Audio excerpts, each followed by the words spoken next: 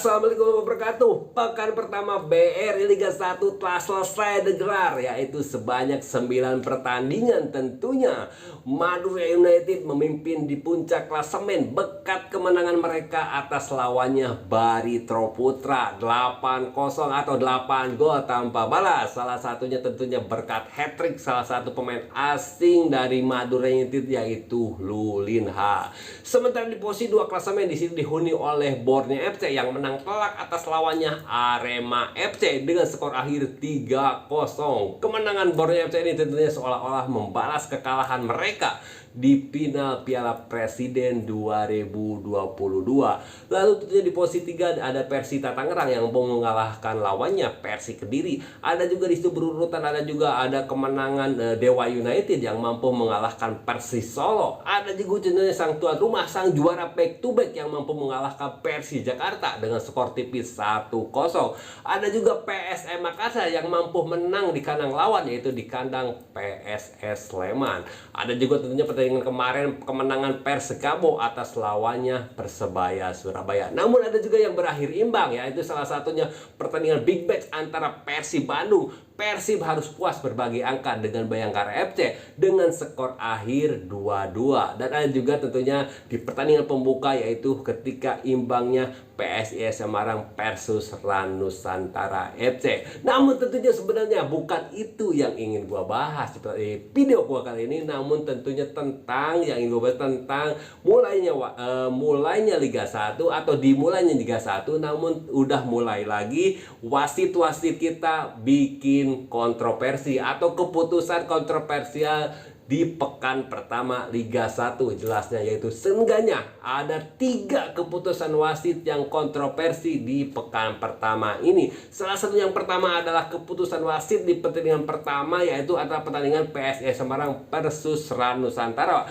ketika wasit Yeni Kristanto menunjuk titik putih atau menghadiahi penalti kepada sang tuan rumah PSIS Semarang ketika pelanggaran minim David Lali kepada Octavianus Fernando, yang itu seolah-olah memang membuat netizen menuduh-nuduh atau beranggapan seolah-olah wasit selalu memenangkan tuan rumah karena seolah-olah sang wasit menghadiahi penalti tuan rumah, yaitu PSIS Semarang. Namun di pertandingan itu tentunya akhirnya Ranusantara PSIS mampu membalas gol PSIS dengan gol balasan, yaitu Konate, seperti itu ya.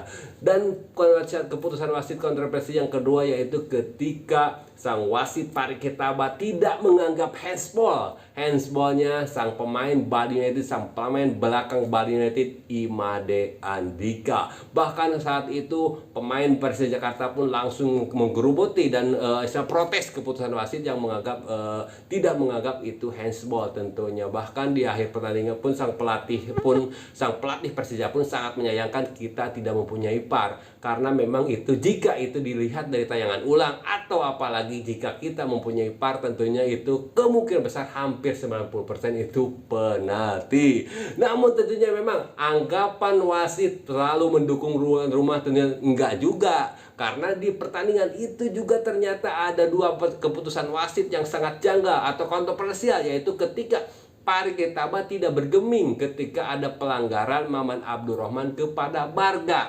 Jika dilihat dari tayangan ulang, itu nyata-nyata itu kaki Maman Abdurrahman menghalangi atau melanggar Barga, yang seharusnya itu penalti menurut netizen atau menurut pandangan siaran ulang. Itu tayangan ulang itu kemungkinan besar bisa dikatakan itu penalti. Maka wasit yang selalu mendukung tuan rumah itu mungkin juga enggak, atau mungkin itu keputusan wasit yang mencari aman. Bisa juga seperti itu, wasit mencari aman karena tadi tidak menghadiahi penalti kepada Persija, maka Bali United pun tidak dikasih penalti. Bisa juga seperti itu karena nyari aman, mungkin seperti itu ya.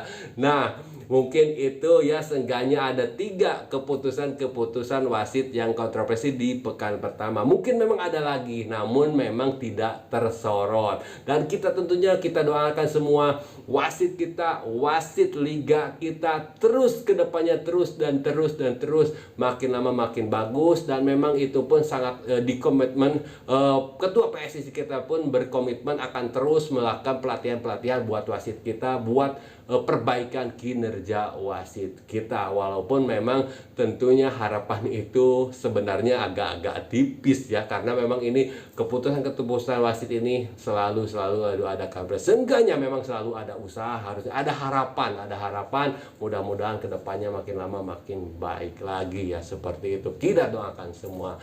Oke, sekian dan terima kasih. Wassalamualaikum warahmatullahi wabarakatuh.